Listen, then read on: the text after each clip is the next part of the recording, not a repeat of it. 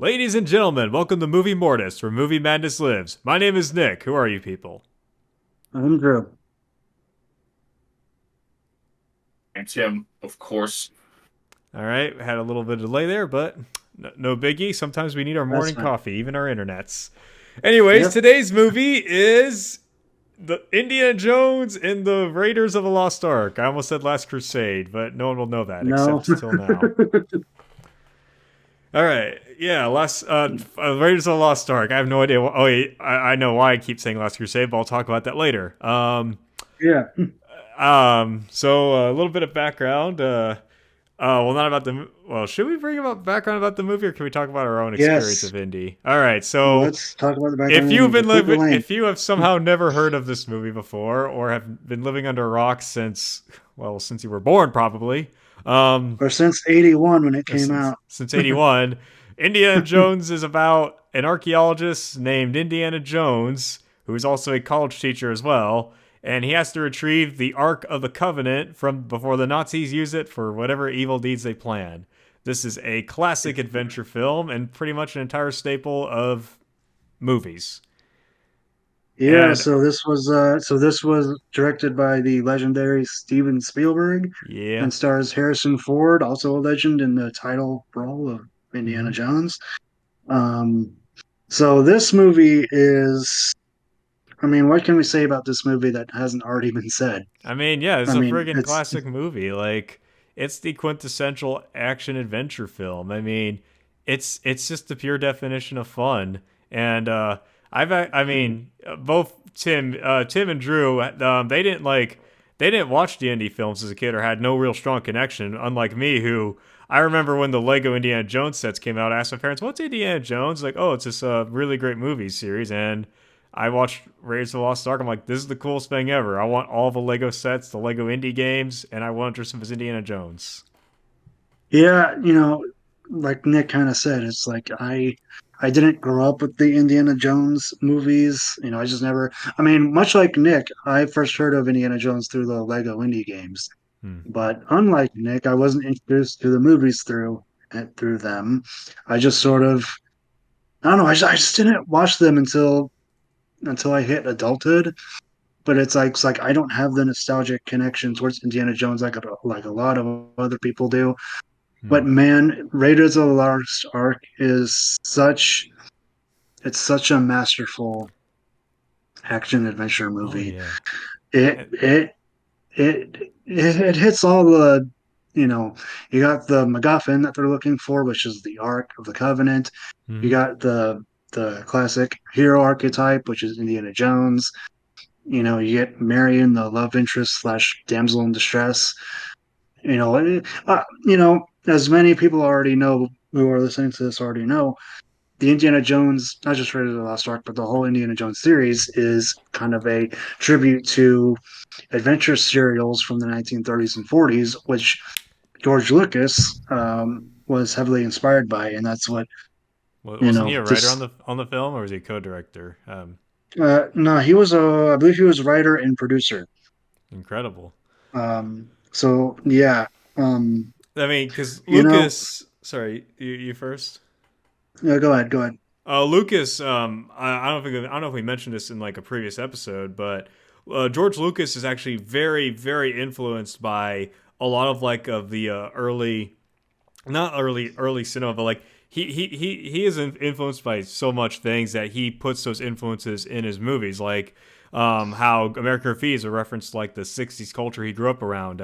Star Wars is a tribute to all those like samurai and westerns, and Indiana Jones, like you mentioned, is a tribute to all those adventure serials. Like Lucas just Yeah, loves the things he grew up with, so he takes so that he wears that inspiration like a badge or yeah, he definitely wears his influences on his sleeve. But honestly, that's the phrase. With I will say with Indiana Jones, it's you know that's not like with Star Wars. Yes, it's a combination of Western and samurai films, but it's also a combination of historical influences and mythological influences and so many other things. Oh yeah. With Indiana Jones, it's more inspired by like action adventures, serials, plus history. You Oh know, yeah, yeah. There was a lot of they like. I think the indie films always tie some kind of mythology and religion into it, like with the Ark of the Covenant and the Holy Grail and other movies as well, and and I think Temple of Doom also had some as well. I have a confession, even though I love indie. As a young Uh-huh. wee little kid, I got talked out of seeing Temple of Doom because they described it as the most disturbing movie ever made. I, Okay, for who it's will told me definitely that, I will protect their identity. I'm not going to tell you who it is. It was Jeff so. Gordon. That race car driver fucking talked me out of it. Anyway, I'm so sorry. When you said Holy Grail, are you talking about Monty Python and the The Holy Last Grail? Crusade. no, the Last Crusade. Though, just to make things I will. I just had a funny idea that it'd be really funny if Monty Python's Holy Grail took place in the same universe as Indiana Jones, but since Monty Python Holy Grail is a medieval movie that goes way back, meaning like Yeah. 1,000 years later, Indy was the one to find the Holy Grail before King Arthur and his knights. But well, You know, anyways, it's funny, that you brought up that mythological influence because the Ark of the Covenant itself is a Hebrew religious artifact. oh yeah, You know, it's which is interesting since because the villains are Nazis, oh so it yeah. makes sense. They imply Um, that Hitler was very into the occult, which I don't know if that's true or not. he Honestly, I'm he not. he was that is true. He was. I mean, Oh, I knew speak. he had this delusion. I'm not trying to make this about Hitler, but I knew he had this delusion of the Aryan race or people born with blonde hair and blue eyes were the superior people. Little does he know, I know, I but turned out to be pretty stupid. well he had a lot of delusions. That was the big one. But yeah, he was very interested in the occult. That's based on historical reality because the Nazi scientists were researching all these weird things. I didn't know that. But I knew Nazi scientists researched weird stuff and everything, but I didn't know there was any occult stuff. I knew they performed some very dastardly experiments. By the way, when I said anyways, when I said unfortunately for Hitler, I'm dumb. It's just that he would think because I have blonde hair and blue eyes, I'm like this masterful, all powerful being. When really, I'm just a guy obsessed with movies. okay, well, before this the conversation gets too dark, let's turn it back to Indiana Jones. Anyways, yeah, Um, but but hey, uh, but you know, but yeah, the Ark of the Covenant is a Hebrew religious artifact, and you know, shit, I forgot what I was gonna say. you mentioned it's a Hebrew artifact. I'm gonna be honest. I don't remember. I don't remember researching much about the actual real life Ark of the Covenant. Wait, it is based on a real life artifact, right? The Ark of I the don't Covenant. know. I don't know. I mean, well, Yeah. then again, we don't know if the Holy Grail was ever real or not, or and excuse me. So, and then of course there's Crystal Skull, which had its own fictional artifact or something. Yeah, but let's keep it here. The Ark of the Covenant. I'm googling right now. Okay, because I'm just trying to think if the Ark of the Yeah, Covenant was real or not. I googled it, and it says the Ark of the Covenant is a gold-plated wooden chest that is said to have held the Ten Commandments in the Bible. It is a sacred object in Judaism and Christianity, and is considered a physical manifestation of God's presence. Oh dang! I I got mean, that from I'm Google. Christian, and I don't remember learning about the Ark of the Covenant back in Sunday school or something. But that's a It's funny that the Ten Commandments got up because one of the things I want to talk about with this movie is the cinematography and how it looks. And when they're digging up the Ark of the Covenant out of the sandy Egypt, oh if you yeah. look at the sky and the way just it looks and the thunder coming down, it's Hmm. very much reminiscent of that movie from I think the 1960s, The Oh Ten yeah. Commandments. I saw that. And I you saw and it you last year for Easter. yeah, and you really feel like they're digging up something biblical and really important, you know. Yeah, yeah. I think once they actually find the stone before they open the Well of Souls, you Yeah, know, there's lightning everywhere. There's lightning in the sky. It's yeah, a thundering, flashing. It's like, that's could that that's what be I was the talking about. tense moment to intensify the snakes, or could that be that they're now in the presence of God Himself, which I think it's It could be probably the both. former, where it's like they were trying to intensify the stakes. But I mean, here's the thing: like going on the religious mythology. If you remember the book of the Exodus, Moses. No, I don't know if it. No, I don't know. I don't think. No, it wasn't really thunder. But in the Ten Commandments film, like I don't remember. Forgive me. Well, fuck no. Anyways, basically, God kind of writes the Ten Commandments in stone via lightning, and the Yeah. Ten Commandments film. I don't know how accurate it is to the Book of the Exodus, but because that's where the story of Moses took place, the Book of the Exodus. But I think I was going to bring up the fact that Moses encountered God on a fire on a bush, which was actually in the Book of Exodus. But it just got me thinking, that symbolism just got me thinking again when we start tying it to like, religion and, mythology and all that. Yeah, and to be fair, George Lucas has always been. He is not the director of this movie, but he has religion as one of those other things that he's drawn. So he's drawn a lot of influence from, Mm-hmm. and Indiana Jones, and specifically this with the Ark of the Covenant. And I'd imagine with Spielberg too, since he's Jewish, this Oh, yeah. was drawing from their religion, Oh, yeah. and and it makes for a great MacGuffin for them to search for, Oh, because it yeah. doesn't feel like because it really feels like they're searching for something mythical. Oh, yeah. It's talked up like this big thing, like Like a this big weapon. important thing, and of course the Nazis, they want to weaponize that, and obviously in the end that's what kills them, is that they open the Ark, and Mm-hmm. it was their ambition what killed them, and Mm-hmm. and and fittingly it was a Hebrew artifact that killed the Nazis. Yeah. Yeah, that's neat. Hey, I forgot to ask Tim something. Tim, you've never saw Raiders of the Lost Ark before. What'd you think of it as a first time viewer? Well, it was pretty incredible. I mean, I did watch the South Park parodies back then, of course, and then and ironically enough, after just seeing it with you, I watched the South Park episode. With it, yeah, after that with the Raiders of the Lost Ark parody. I'm sorry for not articulating this well, but you understand what Oh no, I'm it's fine. saying. I Like almost with messed up my Bible lore, but keep going.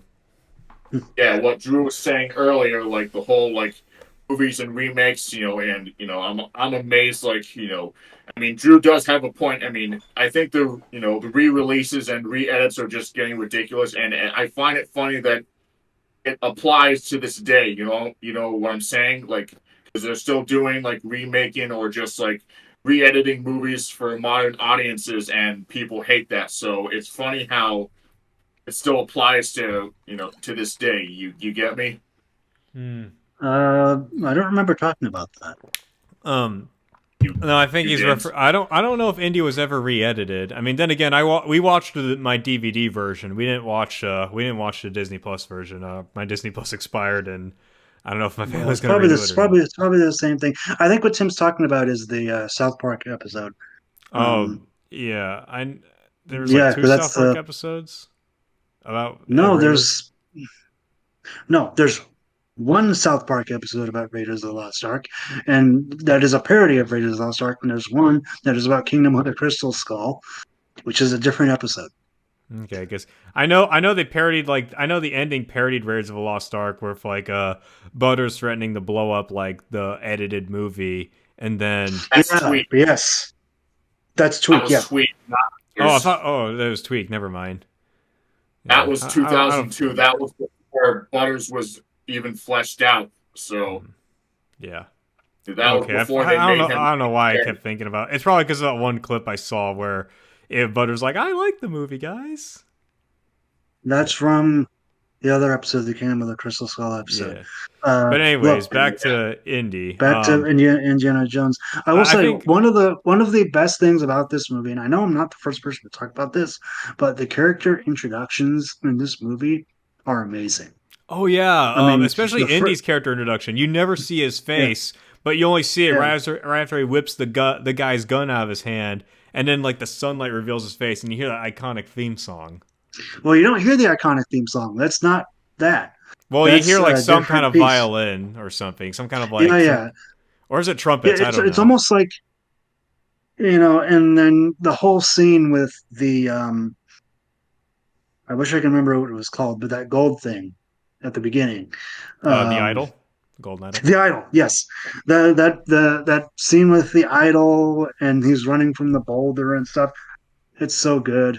It's Hmm. so Oh you know yeah. it is the perfect way to introduce Indiana Jones because you immediately know like who he is. Like he's the guy searching for artifacts, Mm-hmm. and you know that obviously you're also introduced to Belloc in that same scene, the main Oh yeah. villain of the movie, Mm-hmm.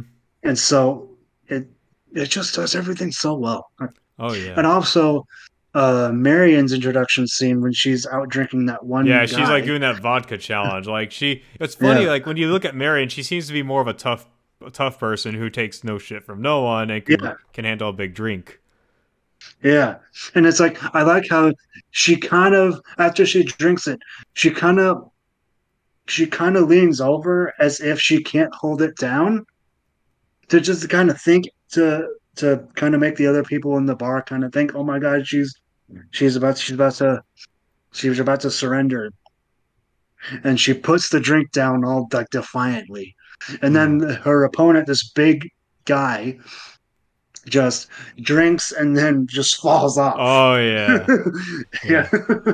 I mean, that's because a again, lot you of that, people. Sorry, you first. that also tells you about that also gives you that thing. It also shows you how Marion is not as she's not how she She's not a looks total damsel. Like she exactly. can handle herself when the situation calls for it. Exactly, yeah. I mean, I was gonna bring that up too. Like a lot of people think Marion Ravenwood is this like damsel in distress who needs always to save her. No, she can handle herself when the situation calls for it. I mean, she even tried to escape. She tried escaping Belloc, but of course, that one black suit German guy caught her, and then of course Yeah, had to get the plot moving to reunite her with Indy. yeah, Plus, Belloc felt bad about dropping her in the pit of snakes. yeah.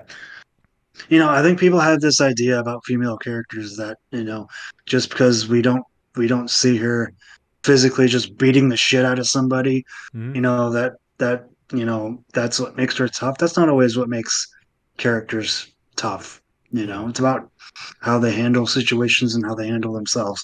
Just exactly. because just because Marion didn't beat the shit out of a Nazi herself Hmm. doesn't mean that she's not tough as nails. She beat the crap out of a bandit with a frying pan. But granted, it was off Yeah, screen. You saw the bandit fall over, so yeah. as you Which can was funny, tell, by the way. I was gonna make the joke and say that Rapunzel from Tangled is heavily influenced by Marion Ravenwood. Yeah, that makes sense. Um,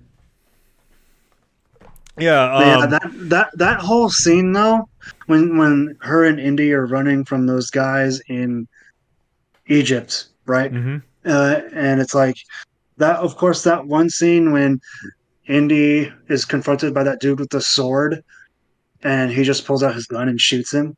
Like that's such a great scene. Hmm. You know what I'm Yeah. talking about, right? Oh yeah, yeah, yeah. Do you know how that? Did you guys know that scene was improvised?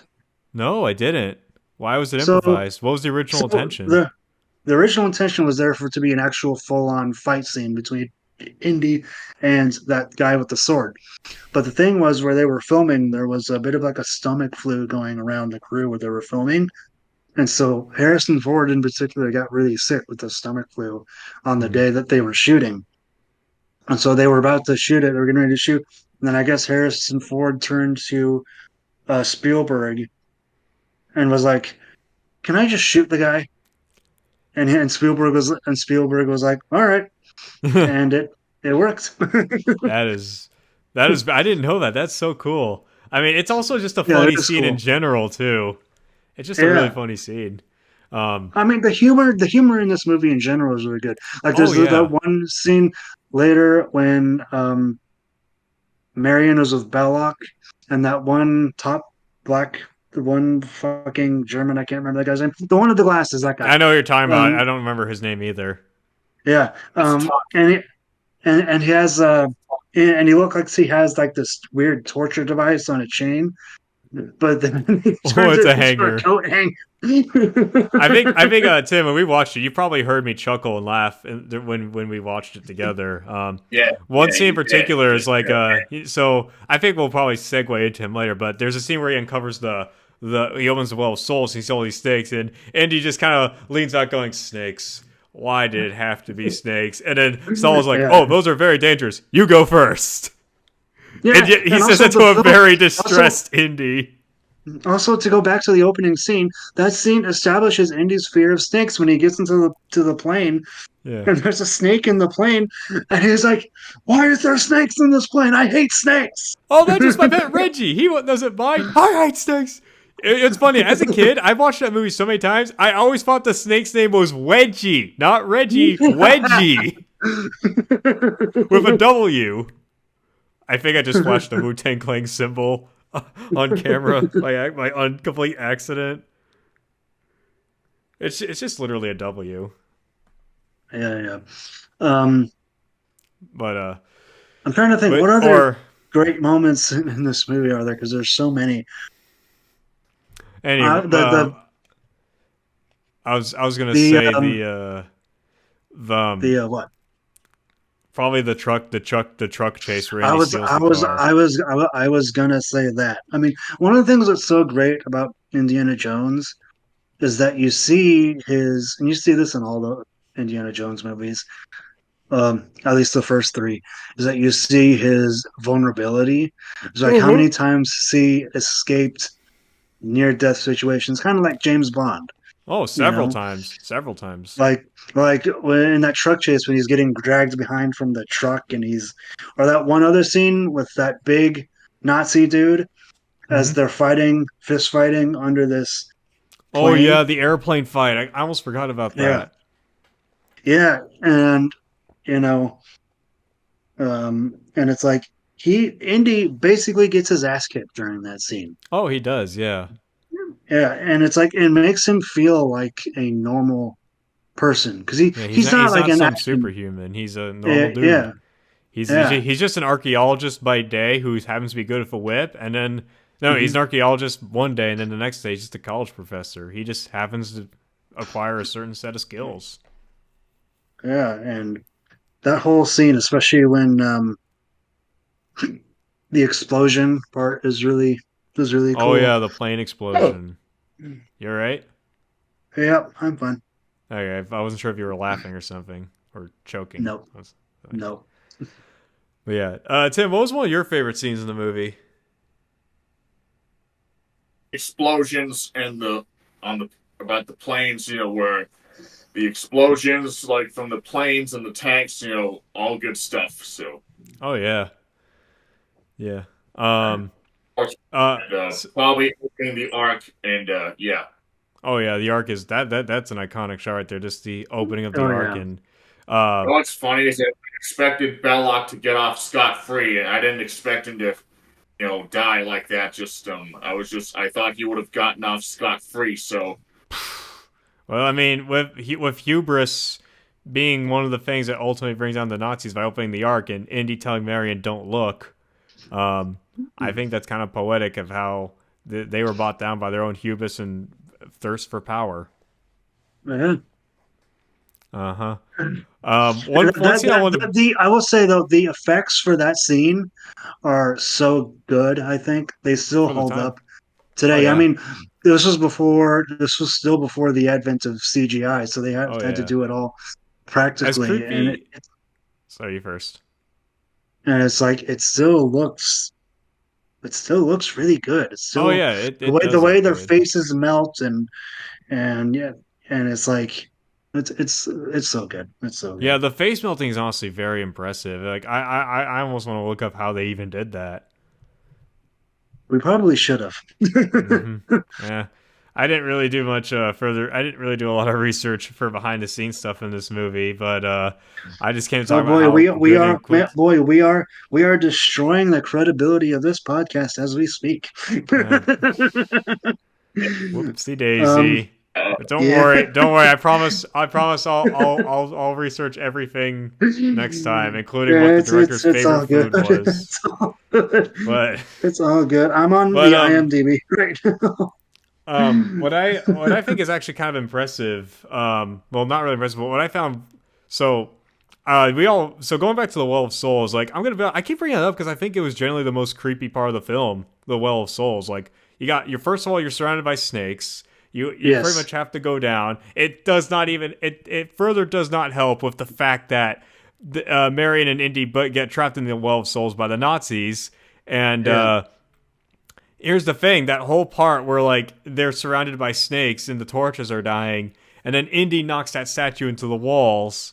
Um, Yeah. and then next thing you know, after Marion climbs over, she's horrified by all these mummies that like suddenly grab her or something.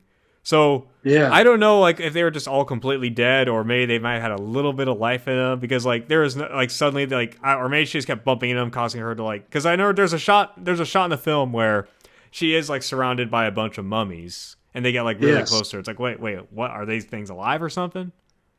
I'm pretty sure they're dead. I wonder if the screams were just added in post for dramatic effect, They probably. probably were, but I'm gonna. But what's even weirder, and maybe this is just maybe this is just something weird for the sake of being weird, but in the Lego Indie video game, or at least the DS version, the mummies are playable characters and enemies.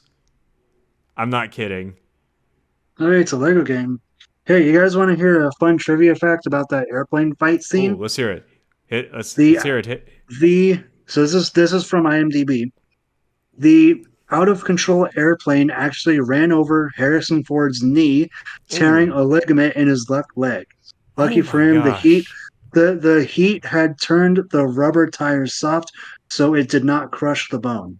Rather than submit to Tunisian healthcare, Ford had his knee wrapped in ice and carried on. Damn. Dude, I Harrison mean, Ford is a legend. yeah, true, but like, what's when you mention that, it's like in the recent Dial of Destiny, there was tons of reports of Harrison Ford getting hurt. So it just makes me think, did he get well, hurt doing the other indie films?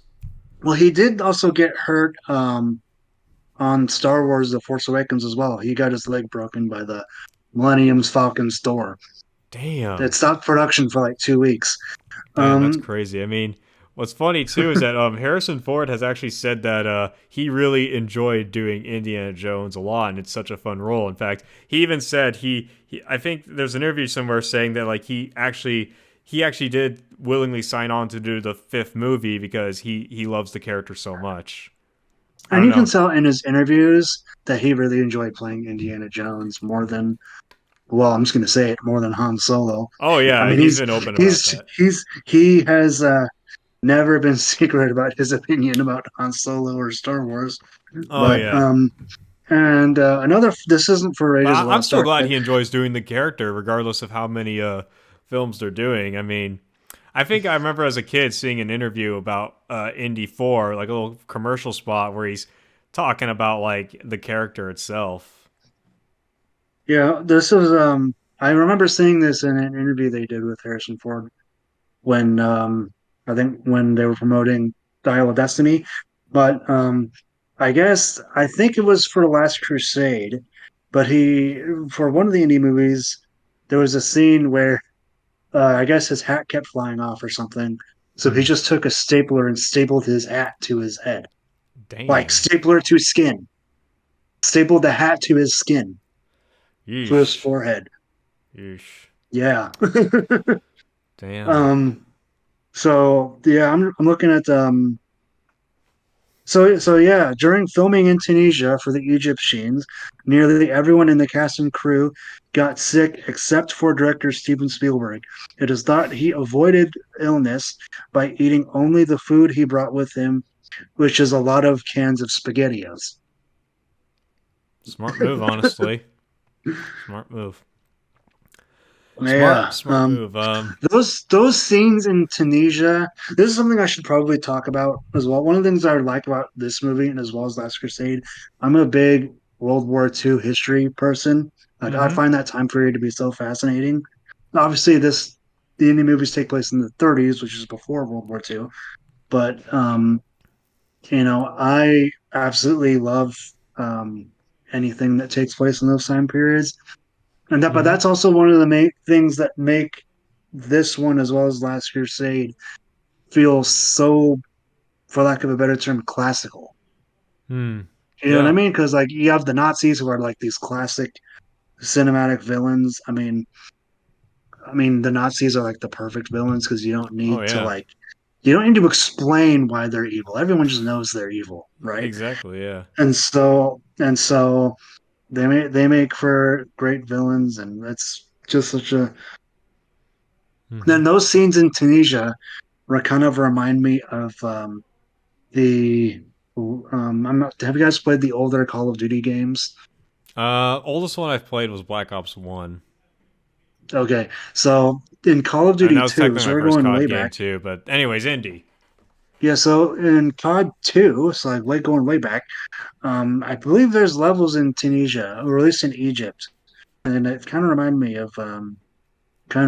of how the scenes in Tunisia in um, Which Call of Duty Raiders of the game was Lost it? Ark Okay, sorry. was. I had to brush up COD on yours. COD 2. COD Oh, 2. COD 2. Oh, the original Call of Duty 2, not Modern Warfare Yes. 2. Right. Call of Duty Yeah. 2. Anyways, continue. Oh, and according to this also thing on IMDb, Steven Spielberg has said that he considers it the Raiders of the Lost Ark the most perfect film of the series. He never wanted to modify or change anything about it. Because I know we Good. were talking Good. briefly earlier about changing movies.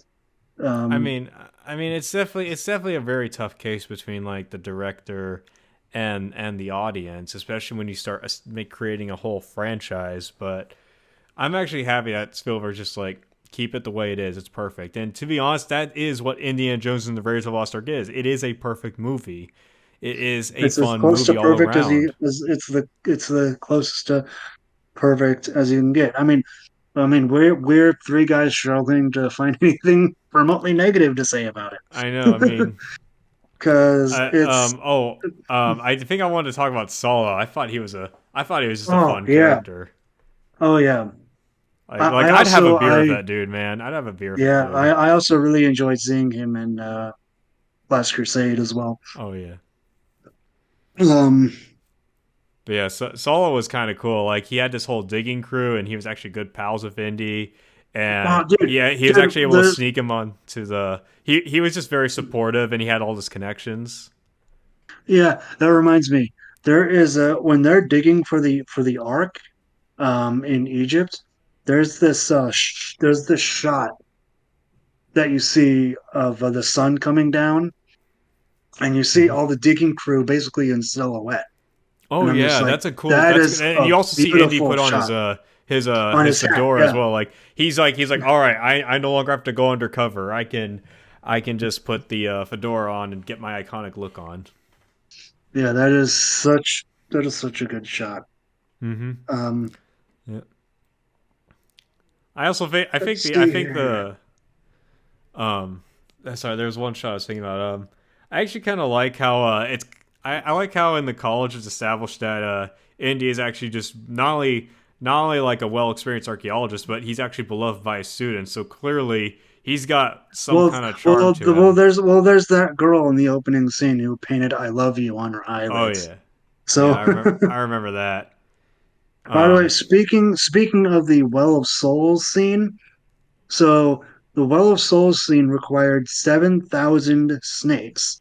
The only venomous snakes were the cobras, but one crew member was bitten on set by a python. sheesh, they actually had Yeah, real cobras on there. Holy, well, real did they real at least have the snakes. audacity to defang them? Uh, it doesn't say anything about that. Oh shit, that's horrifying. It, to quote Andy said it best: snakes. Why did it have to be snakes? But I think it is very authentic that they got real snakes. But even then, I'd still be spooked out. Oh, speaking of authenticity, um, the models for the German U-boats, Mm-hmm. you know what scene I'm talking about, right? Yeah. Were rented from the production company that was making Das Boot in the same area at the time.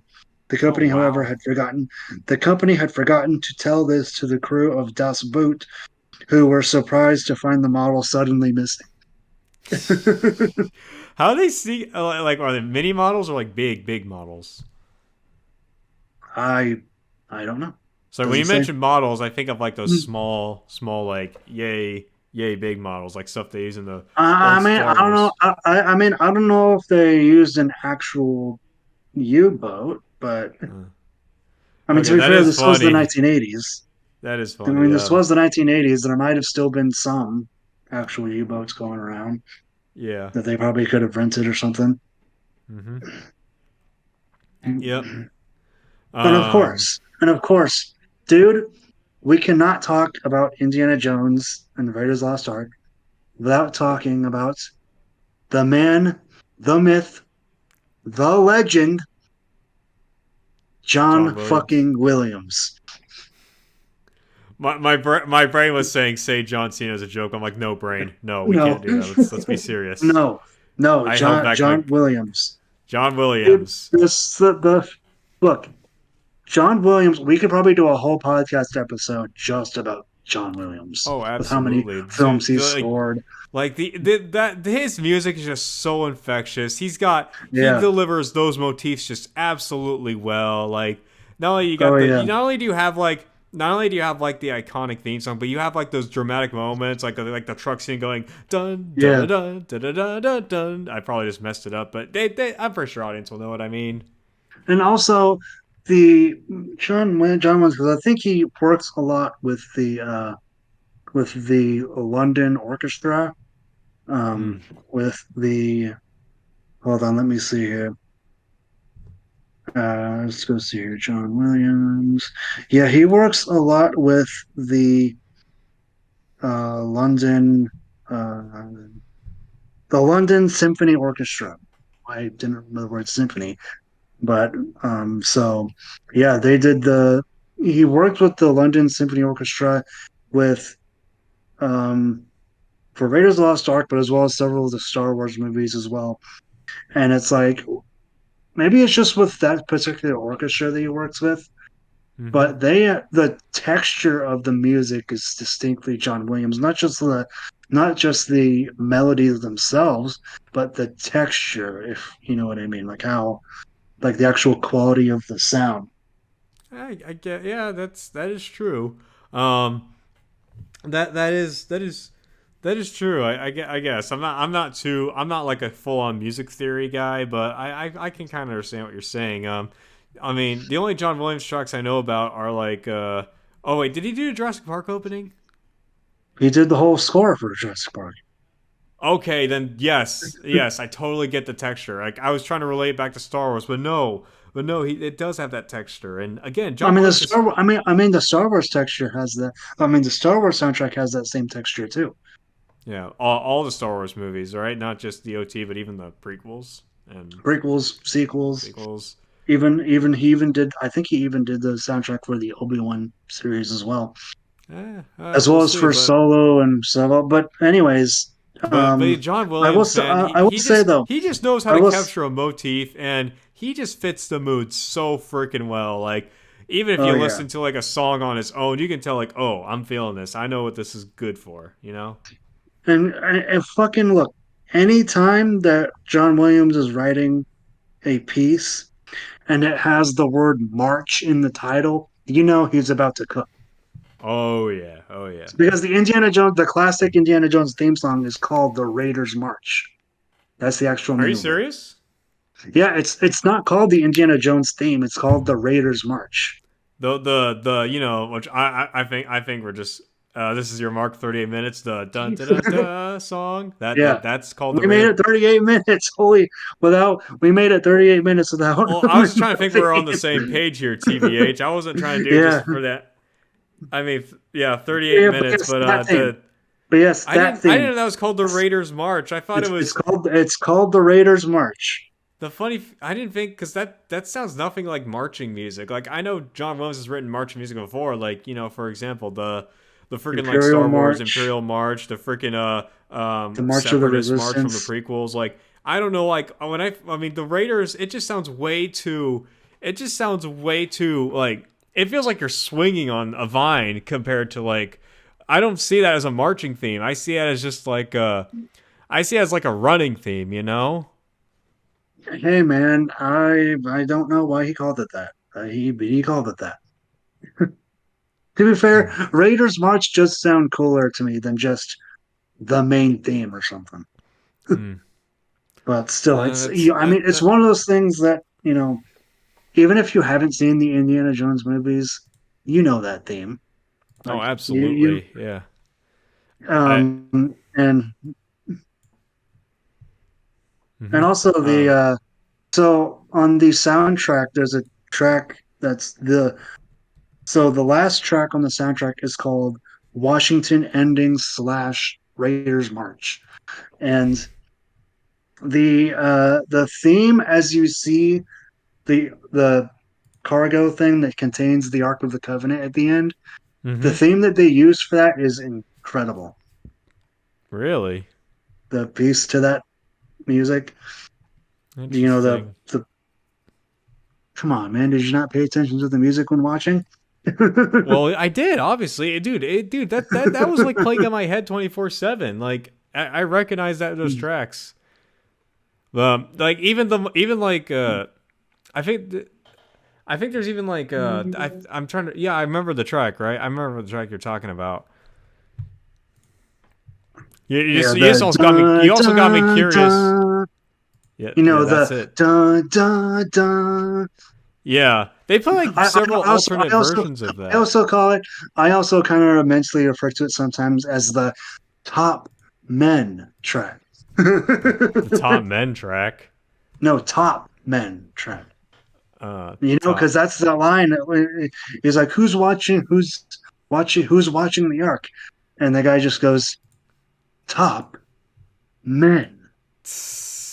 At the Top end, Men. come on, you know what I mean. Yeah, I know exactly what you're talking about, but like, I remember like I actually had to pay extra attention because as a kid, I only the only thing I knew about the ending was them getting home safely, marrying an Indy, and then like them Yeah, stashing the Ark in a box. But here's the thing: I had to pay extra attention to that just to see what it was about, and you can just see Indy was disappointed, like they don't know what they're dealing with, they don't know what's yeah. going on. That thing needs to be taken care of, but it's then revealed they kind of put it in like a little warehouse. Well, as we know because of Kingdom of the Crystal Skull, that quote unquote warehouse was actually Area 51. Oh yeah, yeah. Which we can talk about Crystal Skull another time. Yes, But I'm pretty sure we all got thoughts on Crystal Skull. we'll talk I about actually that in found that another ending episode. interesting. It was like yeah, Indy didn't have to be completely disappointed all the time. Like he got the Ark away from the Nazis, but I feel like in a way he was just concerned that other people might use it as well. But nope, they're Yeah, just gonna store it safely. which is what they should do. They should keep it away from everybody. Mm-hmm. They should. And um, hey, he got with Marion, Yeah. and then of course Crystal Skull married. Hmm. I feel like we have to address the ugly elephant in the room. Like, wasn't it implied that there was like a weird thing going on between Indy and Marion when they were like certain Yeah. ages? Do we have to talk about that though? I mean, not really, because I mean, they eventually made up for it. They made up for it in the end, and I mean, Indy felt bad about it. Marion was upset, but Indy No. admittedly felt bad and eventually kind of made it up to her by going on an adventure. Yeah. But I mean, I do like that there's a history there between Indy and Marion, yeah, because it even if does it kind is of a add. little bothersome, I think it adds Yes. depth to the characters and I mean, it shows that Indy has definitely done some things in the past he didn't like, but he still Yeah. tries to move on and show Again, his love for the craft it of. again it makes Indiana Jones feel more like an actual flawed human person rather than a Yeah. superhero. But granted, yeah, what he did was wrong, but he was still able to Yes. like, yeah, I felt bad for it. So what? There's other things to do about right now. Yeah. I mean, I'm not again. We're not. I'm again. That's just what he literally said that in the film. Like, yeah, I felt bad about it. Now, please help me find the Ark before the Nazis. Yeah. Mm-hmm. But I think in the end, Indy and Marion had some really good chemistry and had some funny little banter between themselves as well. And in Oh a yeah, way, they kind of do I, argue like a married couple. that's the exact analogy I was going to use. But I got that for you.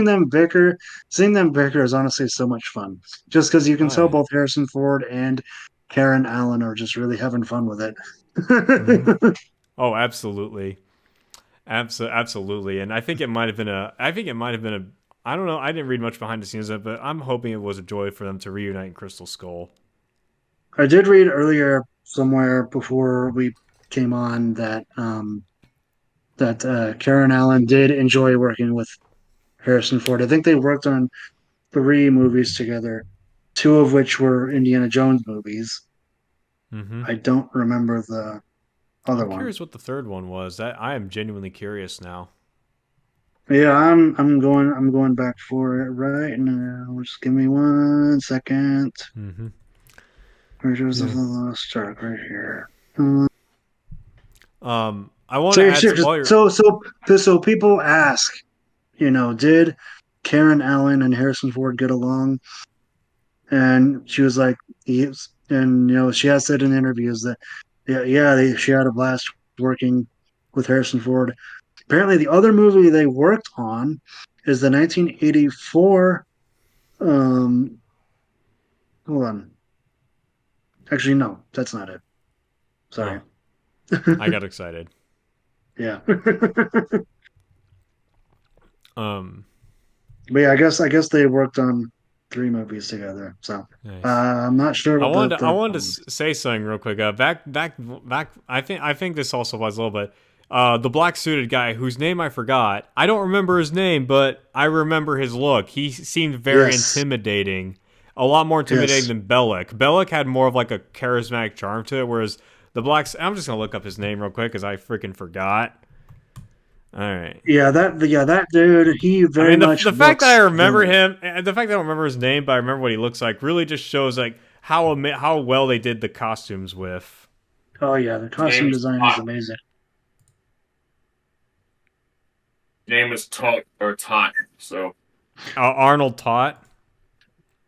Yeah, Yep. yes, Arnold Ernst Tot. Like that guy. Like whoever did the uniform on him. That is like he looks like an evil salesman, and he looks like an evil salesman. But and of course the fact he was willing to burn Marion with like a fire stake or whatever, and of course like the gag with the nunchucks, what turned out as a coat hanger. He's got that intimidating aura to him, and he even's the one that pushes Marion down the well of souls, while Bellic actually wanted to keep her as like a potential future wife.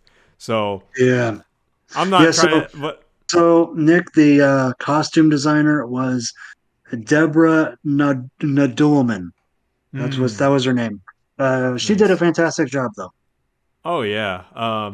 I guess so. One thing I wanted to add on, like, do you think Bellic was actually developing feelings for Marion, or did he just want to keep her as like a little trophy wife?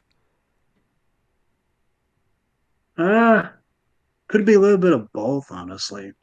Like, I Yeah, think because he's, when you mentioned like the idea that the Nazis were like, well, the Nazis in the film were like these like they had this like ego and humorous where they had to open in the Ark of the Covenant and ultimately get killed by the power of God. It kind of had me yeah, thinking like, could a running theme be like the dangers of like seeking out so much power and glory that you'll eventually fall, whether it be to your own absolutely, yeah, hubris or the power of God. absolutely. So it just got me thinking is all. Got me thinking is that maybe why did Bellic genuinely love Marion, or did because like he did show some like feelings of like remorse when she fell down the well of souls. Yeah, I would probably say I'm not sure. I think it's probably both, honestly. For Could be. Because I think he was developing feelings for her, but still probably somewhat viewed her as a bit of a trophy wife sort of deal. Hmm. So, Yeah, that makes um, sense. That does make sense. Yeah, because it was just something I noticed upon rewatching this film as an adult, and I still love it. I still love the film. It's an amazing movie. Um, Oh, Um, um, I know we're kind let's of see. jumping around here when it comes to Oh no, you're good. different I topics and kept stuff. saying too many times, and I ran out of things to say about Indy unless we want to talk about all the cultural references inspired. So, so so I know Nick, you asked earlier who was whether or not George Lucas was a writer on this. He Yeah. was. He was a writer on this along with Lawrence Kasdan and Philip Kaufman. Now, Interesting. Lawrence Kasdan particular is particularly interesting because he's worked with Lucas. He worked with George Lucas, on Empire Strikes Back and um, Return of the Jedi as well.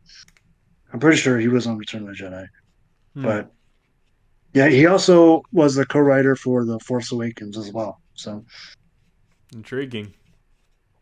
Very yeah, very intriguing. yeah, Return of the Um. Jedi, Raiders of the Lost Ark, Empire Strikes Back. Yeah, Oh wow. So he was definitely a close buddy of Lucasfilm. yes, Um. But yeah, I guess when you mentioned how there was a South Park parody, there's like a ton of Indiana Jones parodies out there. Like oh it's yeah. that, and I think in a way like there is. I think not only has Indian inspired parodies. Like I know you guys bought the South Park parody, but the Rugrats movie technically its entire opening is a parody of Indiana Jones. I've never seen the Rugrats movie, so I don't have It a was comment. like I only now remember I only saw it last time when I was like a wee little kid in elementary school, but now I only remember because I think the Nostalgia Critic reviewed the Rugrats movie, and it literally begins on an Indiana Jones homage. Another show that referenced Indiana Jones a lot was Family Guy. Oh They really? referenced yeah, they reference Indiana Jones a lot. Hmm. Um, there was even a scene in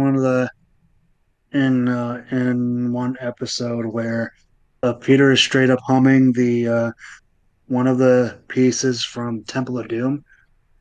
Um, and then there was one that was a straight up parody, somewhat of Temple of Doom. Another episode where Peter and Stewie go to Disney World, Hmm. and that it's kind of a parody of Temple of Doom because the Disney people capture Stewie and make him part of the Small World ride, and Peter Oh. gets him out, and there's like minecart chases and stuff, and Hmm. Stewie is dressed like Short Round, and it's it's good.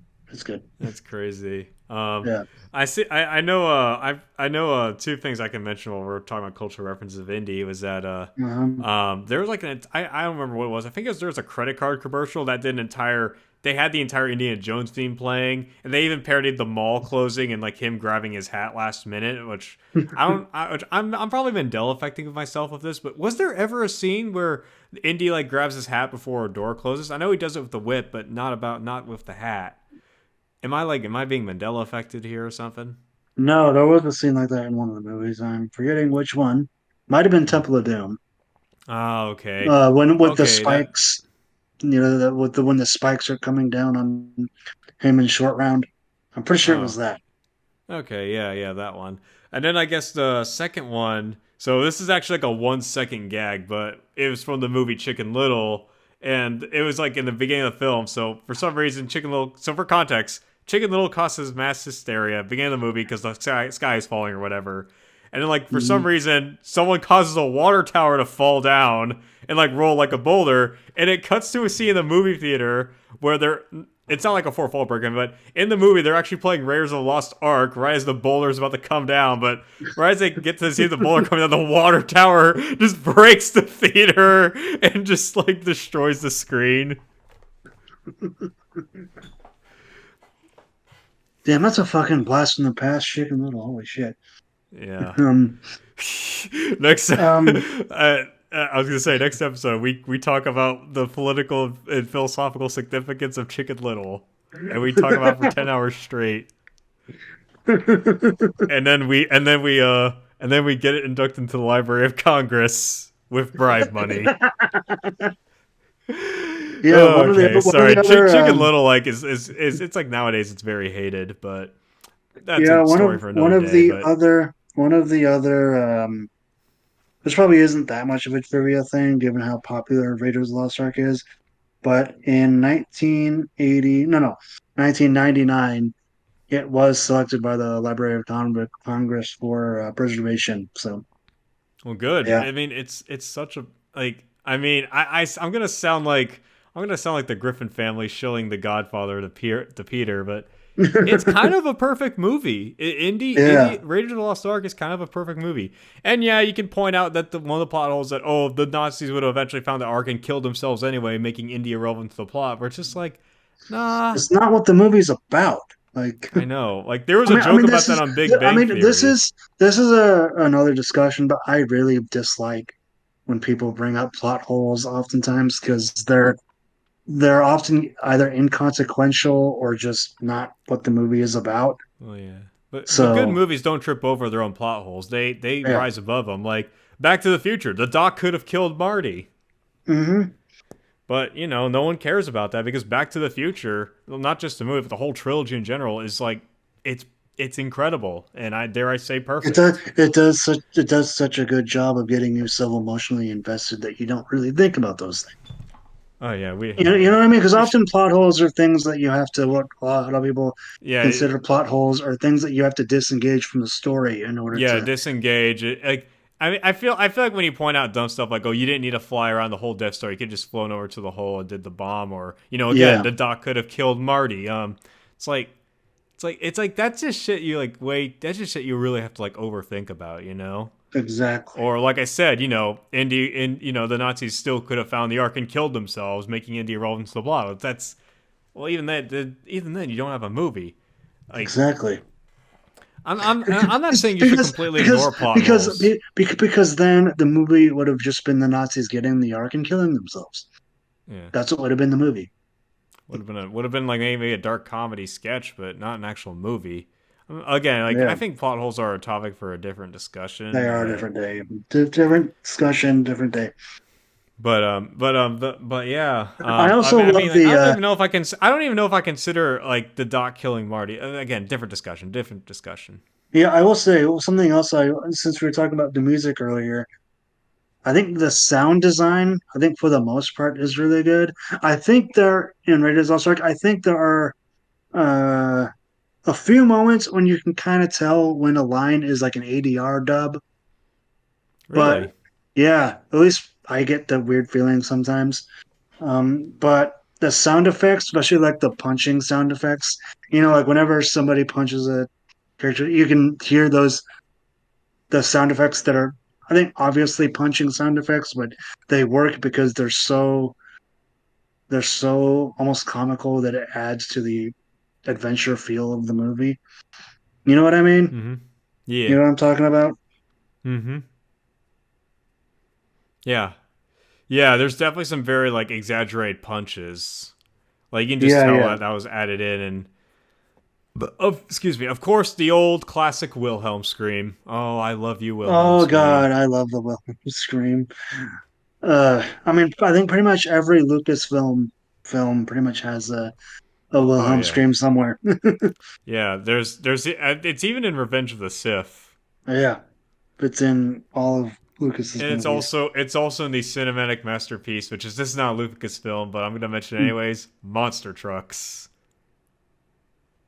It is Okay. a but yeah, I will probably review that for a different time. But until then, I have run out of things to talk about Indiana Jones, except unless we want to talk about the Lego games. But I have run out of things to talk about Raiders of the Lost Ark.